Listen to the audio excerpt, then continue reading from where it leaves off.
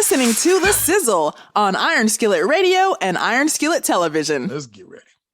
You know who it is. You know what it is. It's The Sizzle in the building. And we're talking about the gridiron. That's right. Not fantasy football, not NFL fantasy, not sizzle fantasy, but the NFL draft. The hottest time of all times, the best time. It is a holiday for NFL fans. But before we go there, you know who's in the building. He's J Sizzle. I'm G Sizzle. We are in the building. And listen, if you have not taken the time to like, subscribe, and share, make sure that you're hitting the notification button. Ding! Hit the button, do the thing, and then you do the ting. You hit the button, it does the ting. Now you do the ting. That's all I'm saying. Just hit that button, subscribe, know when new content is coming out, and know when our commentary is coming out. And Jay? Yes, sir. Football season. Holiday time. It's almost there. We got to pick out what we're going to do for our draft day or draft night special. Hey, just ask you a question before we talk about the draft here. Have you been watching in this USFL football? A little bit. I've been watching some interesting wide receivers. I saw your man, Terrell Owens. I've seen a little bit. Can we start thinking possibly that the USFL is not going to become the G League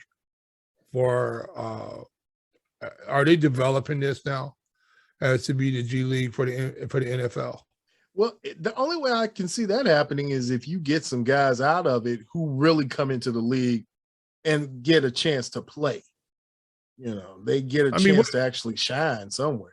I mean, wouldn't you like to send your guys down and actually watch them play competitively? Especially guys you got on the practice squad and things like that, or guys you're looking at. They can make a little bit of money. You can send guys to the USFL and make a little bit of money. And because that's the only way that league is going to sustain itself is that somehow or another the NFL decides to use it as a feeder. Right. It's the only way. It's not going to make enough money if it doesn't do that. And I don't understand why the NFL wouldn't do it. The USFL is not like the AFL or is that the right from way back in the day? Right. Is not like a rival league to the NFL. It's little. It ain't even little brother. This is little cousin to the NFL. And I would like really to see the NFL somehow figure out and sustain this league a little bit, give guys an opportunity to play. And maybe even develop it, and we get guys playing a little bit more in the NFL because it's difficult for these guys to get into the NFL right now. Yeah, it's real difficult, and you'd like to see it. I would like, and hopefully we would get a chance to see that they do it a little bit better and bigger than the NBA does with the NBA NBDL. Because if you don't know the NBDL games or all those G League games, you won't see them, especially if they're not in your market. So hopefully they get a chance to shine with some of those kids. But, man, let's get ready to jump into it. Let's get ready to do our job. Yeah, everyone has to do their job. Okay. Do your job. That's right, Tom. Tom, do you know what we're getting ready to do? We're going to talk a little football, Tom. You like that? You like that? Yes, we do. Yes. And on the clock right now, Jay, on the clock, we're not going to go through all the picks. We don't have to. We don't have time for all that. We've got to think who are the top picks, man. Let's maybe go through the top 10. But I don't even think we have to go through the top 10 because really the secret to this draft, if you're listening, the secret to this draft is really it's top heavy. It's balanced in the middle, but it's going to get weak in the end. Just follow along. We'll make it make sense in a minute because at the beginning of the draft, you have the Jacksonville Jaguars, right? So everybody right now has this Aiden Hutchinson crush. He's maybe not as good as some of the other guys you've seen. And it's really sad that he gets compared to the Bolstered brothers. Is it just because of complexion? I don't know. Well, no, he can ball now. I mean, he's a baller. There's no doubt about that. Oh, he can ball, but is he just like a Bosa? Just because they're like, oh, well, he's not as great as a Bosa, but he's like the Bosas. Well, maybe there are other players that he's like. Maybe he's lean and mean and he's a fighting machine. Maybe he's a new prototype we haven't seen before. I don't know. But, okay, so if he goes number one, now reports are saying that, wait, before you don him the king, He's a good edge rusher, but then you got Travon Walker from Georgia, who was doing some things all year that is just as good, comparable, maybe a little bit different from Hutchinson, but might be your number one. It might not be a slam dunk for Hutchinson. Well, here's the thing about, we always know those defensive players can come in and make an impact right now. Mm-hmm. That's why you look at Joey Bosa, you look at these defensive ends, these little freaks of nature. And now you start to see these even smallish guys like Aiden Hutchinson, who can get up underneath you, out-quick you. The Khalil Mack types. I'm not saying he's Khalil Mack-ish at all. I'm not saying that at all. But that same body build, you're not seeing that massive guy who's just overpowering people. You're seeing that shorter, squat guy like the Joey Bosa's or the Nick Bosa's, who are getting up underneath you and finding their way to the quarterback by their speed. But we also know these defensive ends can change football games really quickly. We saw that in Chicago, had Khalil Mack had been able to play up to what when he first got to Chicago, had he been given any part of that output, the Bears would have probably been a much better defensive ball club. So, like you're saying, I just look at right now, I think you're gonna see not going in the first two picks, but I think you're gonna see some offensive linemen going quickly, because everybody's figured it out now. If you don't protect these quarterbacks, it don't matter what you're doing on defense. Yeah, there's a lot of protection that needs to go on, especially with those top 10 teams. And if we just break it down, the top 10 teams right now would be Jacksonville at 1, Detroit at 2, Houston at number 3, the Jets at 4, the New York Giants at 5, the Panthers at 6, the Giants again at 7, which would have the Bears pick. Then you talk about the Falcons at 8, then the Jets again at 9, and the Seahawks at 10. Then it gets a little funny because you got Houston coming right back around 13. Yeah. 12 is Minnesota. Washington's 11. So those top, I call it the use the basketball reference. Those playoff less teams or teams that need some help. You got a lot of defenders going in this round. But one of the things, Jay, I wanted to talk to you about was Houston. Everybody knows our friend Lovie Smith is the head coach of Houston, and Houston has their eyes on an offensive lineman. But if I know Lovie Smith, like I know Lovie Smith, they're not going to go offensive lineman, which would make sense. You know, they've got North Carolina's O-tackle there who might go and be able to protect somebody, but we don't even know who their quarterback really is. Right now, there's one name that I keep hearing, and he's going somewhere in the top, at least top 8, and that's Sauce Gardner. When you talk about a corner that can do everything, he's a difference-making, with size, elite speed, technique, ball hawking skills. To me, he sounds like a perfect Lovie Smith guy. What say you when it comes to Lovie Smith? Is it offense or defense for his team, the Houston Texans? Yeah, he should be defensive coordinator. That's what should happen with Lovie, number one. I think he's a far better coordinator than head coach. The problem with the Texans right now is that who's quarterback of the Texans? That's the whole point. So how are you getting alignment for somebody you really don't? I mean, are you really concerned about Davis Mills? Who's quarterback of the Texans? That's their first problem. So it don't really matter who they go get, to tell you the honest truth. I mean, Deshaun Watson massaged him out of that position. Oh God, yeah, yeah. Oh wow, that shot didn't shoot like it was supposed to. What happened with that one? Yeah, that's what she said. But going right along, moving as we keep moving. I think Lovey's going to take a defender. I don't think that you're going to get the third pick in the draft, which probably should be an offensive lineman. That's probably going to be saved for the Jets or for the Giants who need to protect. Again, I'm not really sure what the Giants are doing with their quarterback room. I I'm not a big Jets fan and their quarterback. So if you take an offensive lineman, great. The first team that I look at that really needs an offensive lineman or a quarterback is the Carolina Panthers. And the one player that I'm interested in right now is Charles Cross. When you talk about a redshirt sophomore, somebody from Mississippi State, not the hotbed of offensive linemen or defensive linemen in the NFL, but guys who have made their living in the NFL playing on that league. When you talk about him, I keep hearing his name bouncing around. He's one of those guys you keep hearing about him being there and being solid, and in years to come, somebody who's going to be a solid contributor. I'm just saying right now, if that's what you're looking at, if you're top, you're talking about linemen going up top and some defenders. So I need to see some wide receivers, and I need to see some offensive players. I need to see some specialty players. Now, we've heard that the Bears aren't too enamored with wide receivers. We heard that Ryan Poles is not the biggest fan of wide receivers. He said that there are 5 positions that need to be addressed when it comes to drafting. He's already addressed, he feels in his mind, the first one with quarterback.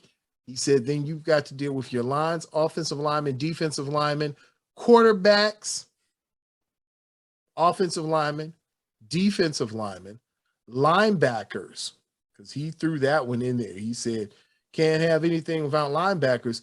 But one, Jay, he threw in there I wasn't expecting was running backs. That was something Ryan Poles said that he's looking at strengthening the running back room for the Bears. Unless you have some type of trade set up for Montgomery that you're going to get back some draft picks, there's no reason to take somebody a running back right now. Unless, and I don't want to hear about you want to get younger at the position. Montgomery's not killing you in the salary cap right now. He's been productive. I think what you need to do is stay up top, like he talked about before, and get this offensive line together. I would not be surprised if Poles does not draft 2 offensive linemen if he has opportunity to do so. That is the most glaring weakness for the Chicago Bears. Beyond anything else. Now, I am with him 1,000% on wide receivers. Wide receivers, all NFL wide receivers are great. Let's put that to you. Every one of them are great. There's not a rostered NFL receiver that if you saw him physically on the field, that you would go, oh my God. His speed, his quickness, all of them are great.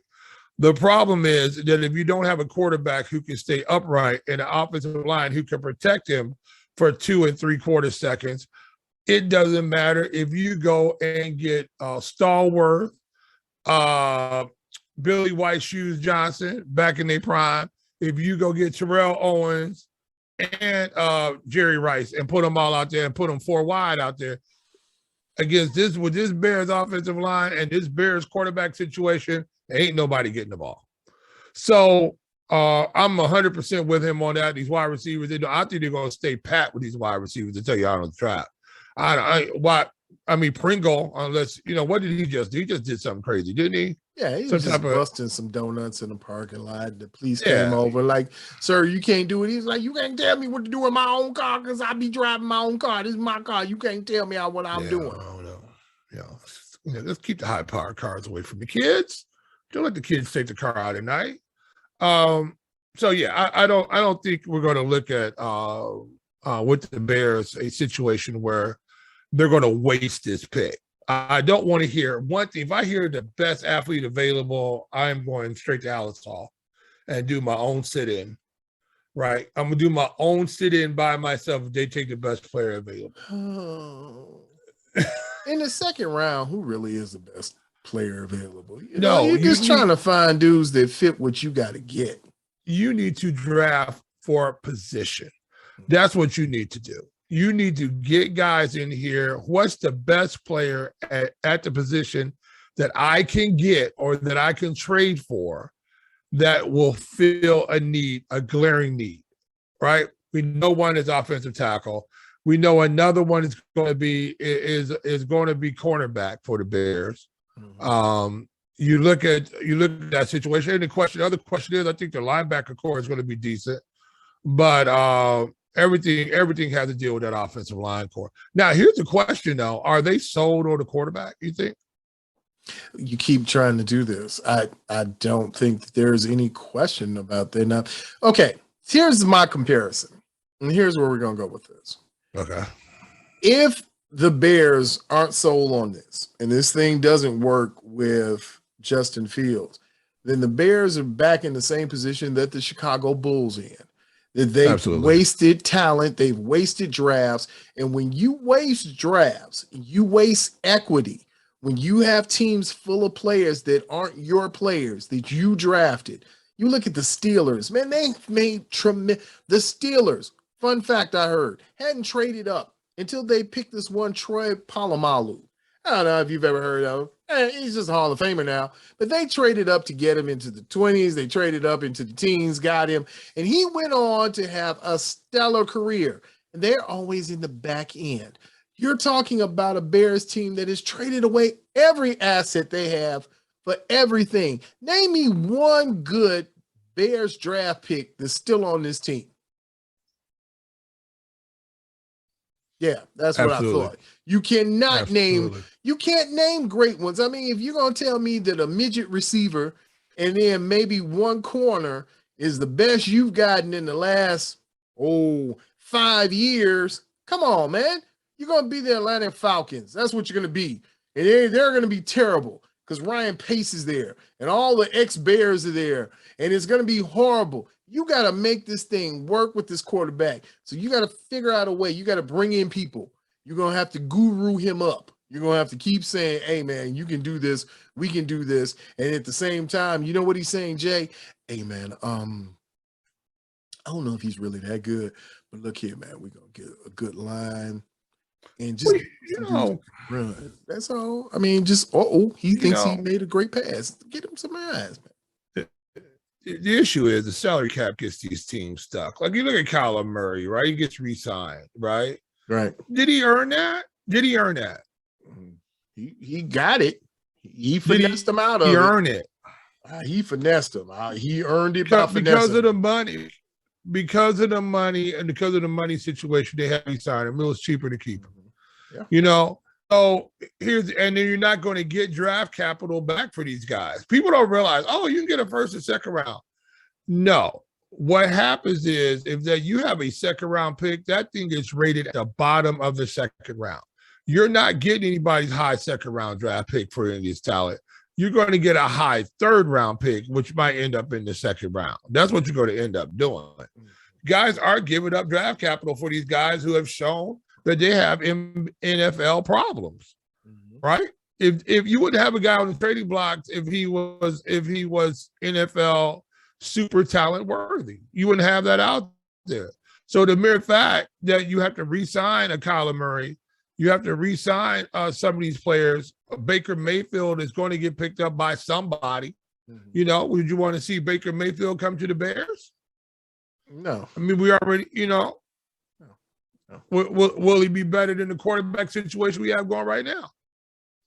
I don't know, because again, just as I've said to you before, we said it time and time again, I don't know what Justin Fields is. I really don't. I know he was a kid that took a beating last year. Fields knows what. Yeah. I don't think Justin Fields knows what he is. I think Justin Fields has in his mind what he thinks he is, but I don't think he really knows what he is. Because if that was the case, he would be getting out of the pocket, right? If that was the case, he would learn how to pick up a blitz off his left-hand side. If that was the case, he would learn how to call the mic protection, and then move it over to the will so he can get some help on the backside so he doesn't get his headband knocked off his head. You know what I'm saying? This is the whole issue. I don't know if he can read the blitzes in the NFL. I don't know if he knows how to change the Mike linebacker to move that protection. I don't know if he knows how to do that. And I'm surprised that Mustipher and whoever else is playing center down there is not moving those protections for him. Somebody's got to do it. You can't have a guy out there who can't pick up backside protections. And he's already shown that he can do it. And the one thing that we know about the NFL, if they find a weakness, they are going to exploit it. And until the Bears figure out either put a god over there at left tackle who can take on these edge rushers one-on-one by himself. You know, you got the one kid out of Alabama who's really good, who possibly might be able to do it. I think they got the other kid too out of the Norfolk State or somebody like that. That's really good, the 6'8" kid. Oh, we have the Omegas have decided to show up? Yes. Is that what happened? Decided to call and call in. You know, so I think do I have a lot of hope for this Bears team? Absolutely not. Do I think they're going to do anything but be bottom dwellers in the NFC North? Nope. I think they're not beating Detroit, they're not beating Minnesota, they're not beating the Packers. Well, I guess you just got to be a little bit better than the Packers if you want to win. But to really, they're going to probably be second or third, just where they were before. They might be a game or tick. I mean, you look at their schedule from last year, they're only 2 games off of what Minnesota was. So you had the Packers ahead of them, you had Minnesota right ahead of them, which was 2 games ahead of them, and they were at least 5 games ahead of Detroit. So I don't see that there's going to be that much of a regression where you say, oh my God, now they become Detroit. Their defense is going to be worse. Their defense is going to be worse. It can't be worse. They have a guru god as a head coach now. Their defense is going to be worse. He's going to be the cover 2 master, sir. Right, cover 2 master. Unless, okay, who's playing defensive tackle for the Chicago Bears this year that wants to be there? Well, I guess they're going to have to draft him. Yeah. I guess they're going to have to find him. They're going to have to find him. I mean, you got one guy. Now, it's funny that you keep talking about it because we talked about it earlier. There is a Khalil Mack in this draft. There is. And he might be better than Khalil Mack, but he is Khalil Mack-ish, and that is Kevin Thibodeau. Kevin Thibodeau. And if he goes in the later part of the draft, which he could have gone somewhere around where the Bears would have picked up, you would have been able to pick up an edge rusher, someone who could do what you needed to do. But right now, when it comes to the Bears, you've just got to find somebody who fills some voids right now, and they've just got to get better. They've got to get better, and that's what you brought in a new head coach for, a new general manager. They brought in all these wizards who know how to play. They've done all this to get you to that next level and that next point. Because right now, to your point about receivers, if you're at pick 8, 9, and 10 right now, the best crop of players you have is Jamison Williams, who had a knee injury in the playoffs. You have Drake London, who I don't believe that's his real name. I think that's his rap name. And that's a cool name. Yeah. Chris Olive and Garrett Wilson. Now, somebody will tell you that, I mean, there are pundits who will say they're different, but Chris Olive and Garrett Wilson to me are about this. I mean, it's nip and tuck. They're that same dude. They're good speed receivers. They've got size, but they're average speed. They're who they are. They're guys who are really good that fortunately or unfortunately would have been good with Justin Fields because they played together. But the only way you got Justin Fields is to do what you did now. So obviously it couldn't work. So I'm just saying, man, when it comes to the middle of this draft, all these dudes are they're dudes when you look at them. Nobody in this draft, I look at Jay and say, oh, he's going to be good. Now, the kid, the edge rusher from Purdue, I like him. I like his motor, but he's still a little undersized. I think he's going to get swallowed up. It's going to take some years. Burks, the Arkansas receiver, big guy. I don't think he's going to make it out the first round. Everybody's like, oh, he can make it to the Bears. He'll be great. No. He's just huge. I mean, he's going to be good. going to be like A.J. Brownish. He's going to be good, but I don't think he's going to make it to the second round. So to your point, if you're the Bears right now that does not have a first-round pick, you're going to have to get some supplemental pieces. You're going to have to get your corner out of here. You're going to have to get some more edge rushers. And to your point, Jay, in that second round, you might have to pick a nose tackle somewhere in there. You might have because you look right now, you got Chris Tonga, Justin Jones projected starting. Robert Quinn, I think you got the best out of him last year. I mean, I think linebacker wise, I think they'll be okay between Smith, Mack, and Johnson. I sort of like that. They played pretty well. But like you said, like Cal London, who? Yeah. Blackson, who? Fafafua, who? I think you're going to get run on. I think you're going to get run on this defense unless these guys, are somebody who we just don't know. Usually guys don't just show up in the NFL and all of a sudden they're fantastic. Right. You're usually on the radar somewhere. Somebody's seen them play. Somebody's seen them in the Senior Bowl. And they've been projected, and they're going to go, hey, these guys are going. Now you do have guys who worked their way into players. Right. And I'm hoping I'm wrong, but right now I just think you're going to have without Akeem Hicks, without Eddie Goldman, without these guys in the middle who are actually tough guys to defend one-on-one. You can't leave them one-on-one on the inside. If you got guys who can get blocked on the inside one-on-one, it's going to be a long day for your defense. Long day for your defense. And I think you might see long drives on the Bears this year. That's my biggest concern, is that they're not going to have an offense who can control the football because they don't have a quarterback who can control the football. Because right now you got quarterback in here? Justin Fields, Trevor Siemian, and Nick Foles going on right now. Yeah. Anybody like, woohoo? Anybody super happy about that? And Nick Foles might get cut, and you might open up some more cash flow. If he gets picked up, then you get another supplemental pick.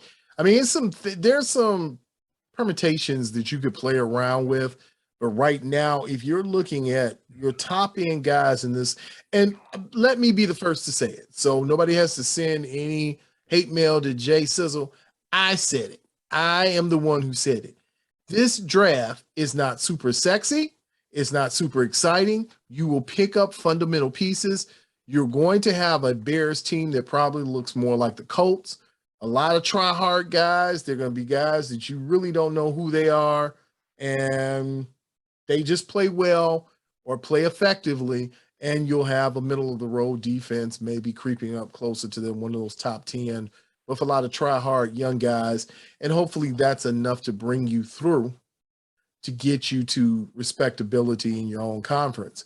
But, Jay, the final question we have to ask is this. When it comes to draft day, we got to figure out what we're going to do. We got to figure out where we're going and what we're going to do. Do we need wings? Do you need pizza? What is it that you have to have on your draft day experience that makes draft day special?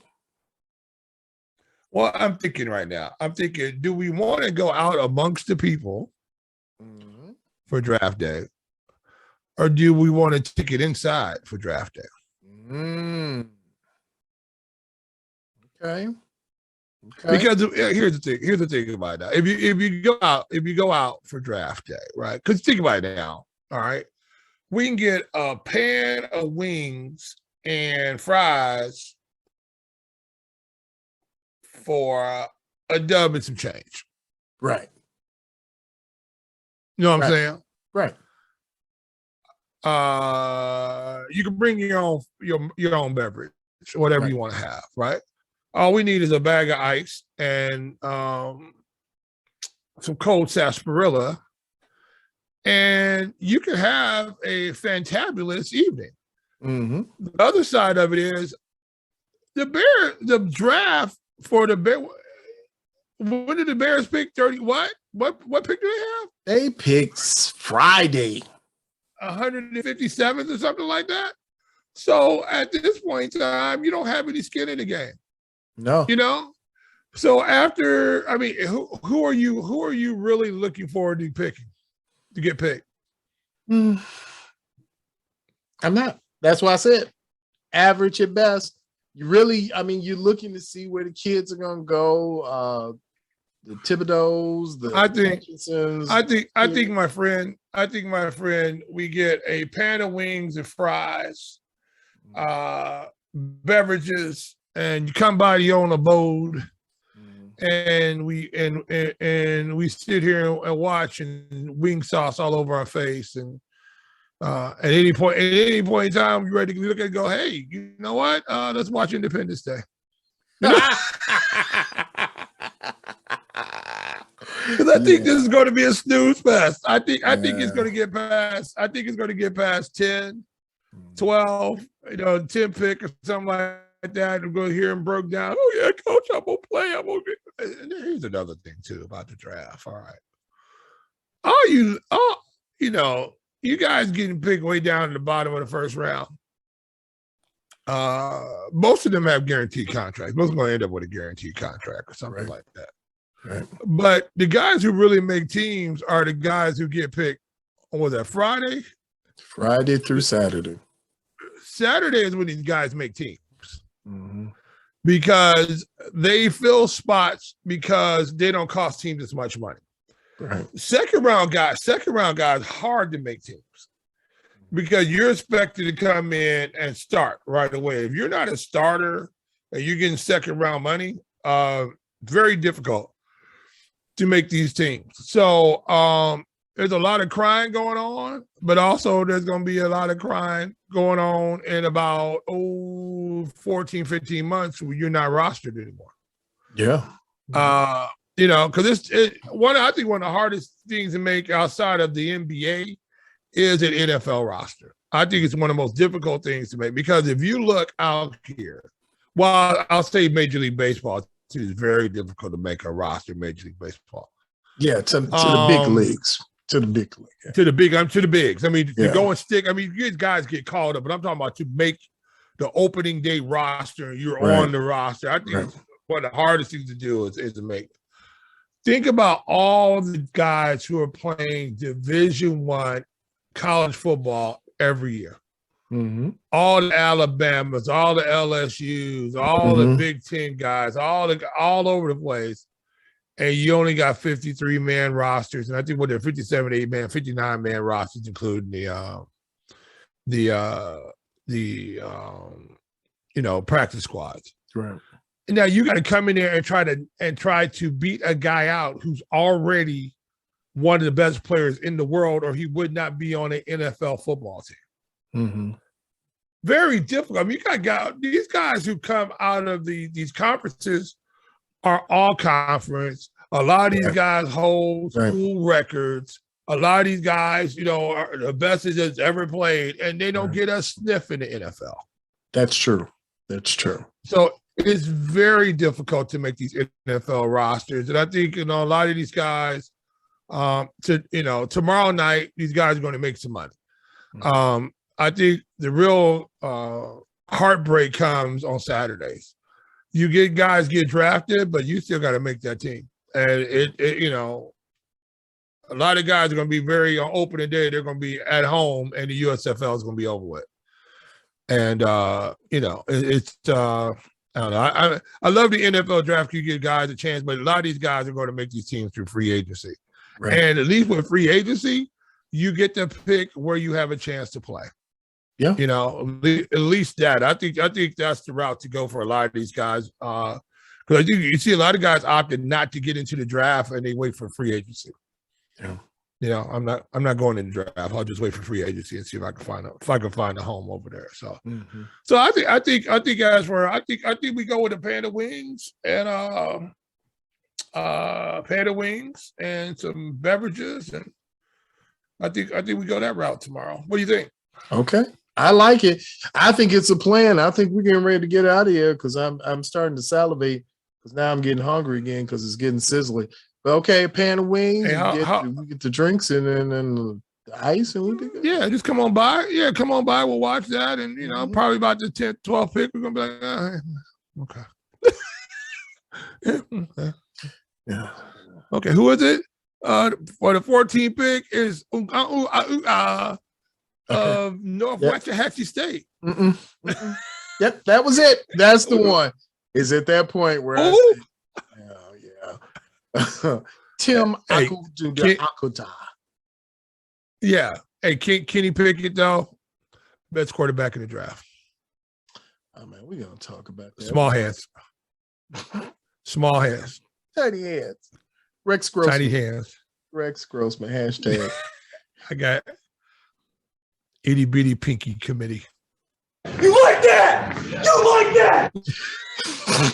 You know who it is. You know what it is. It's the Sizzle in the building.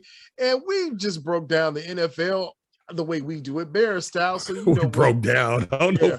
Yeah, we're just broke. We broke it down. I don't know. Broke it. How good it was. All the great. Yeah, we broke it down. Nobody knows what's going to happen. Nobody knows. Nobody knows. Cares. No, nobody really cares.